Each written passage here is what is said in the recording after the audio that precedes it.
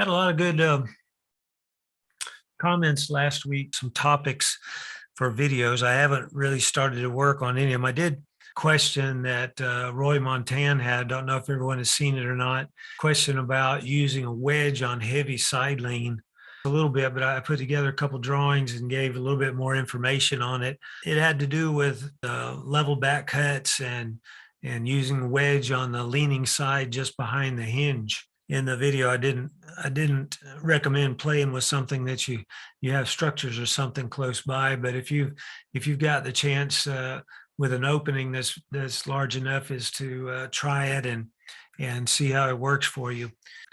But one key there is level back cut, because that gives you the ability to keep the end grain fibers of the hinge from collapsing under the weight, the side weight. Yeah, no hinge doesn't help you out much there. If it's a little bit rotted, it's hard to say what's going to happen. Rigging is important, and sometimes you need det cord and dynamite. Take some of those things down. Get a little bit squirrely with no hinge material. You had some new ones I hadn't thought about. Some kind of land management stuff and heavy side lean with a wedge and online techniques. Got a lot planned. I'm going to have a nice studio over at the other house, and I've got a large monitor setting up, and we'll be able to do some pretty decent explanations and have the monitor and video going. So I'll be able to put together some pretty neat things. Right here, forced applications training. I've been trying to get the live to work tonight. We'll see if this works. I just wanted to kind of jump on and give just a little bit of an overview of what we have going on. As I mentioned last week on Thursday Night Saws, we're moving, downsizing a good bit with my health kind of deteriorating. And so I have been moving things out of the shop and out of the backside of my office that I didn't know I had.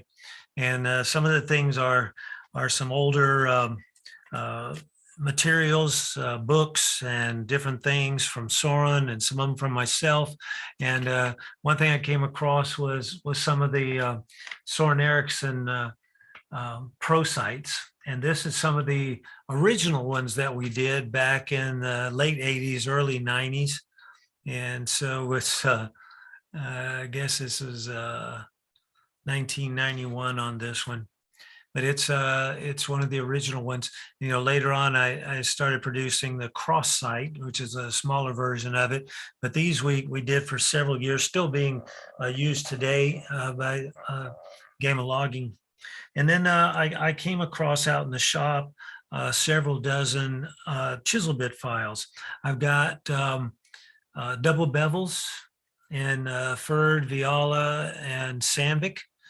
And I've got also the triangle, I call it, but it's a 6-sided chisel bit file also. And these are Ferd. And so this is some people prefer the triangle. Some of them prefer the double bevel flat. And it's just nice with the double bevel flat because you can be able to use it to set your depth gauges also. Got several booklets. I think I've got one left from Soren. I've got some felling manuals. I've got several things that you can see on our Shopify account, which if you put in forestapps.myshopify.com, it'll come up, or you can go to my website at forestapps.com, go to our e-store, and it's listed below some items there, the Forest Apps store account. And so check that out. And I'm shipping this stuff out, trying to get it out as we're moving here at the end of the week, and want to kind of make our load a little bit lighter. So got some good deals on the things, some caps, some chaps, ebooks, printed versions of them. I've got sensible wood cutting videos. That was kind of a classic with Husqvarna. And I've also got some of the e-video series introduction that's pretty good. So if you get a chance, check it out. It starts off with Forest Apps at myshopify.com. But anyhow, hope that came through, and we'll see y'all next time. Good sawing to you.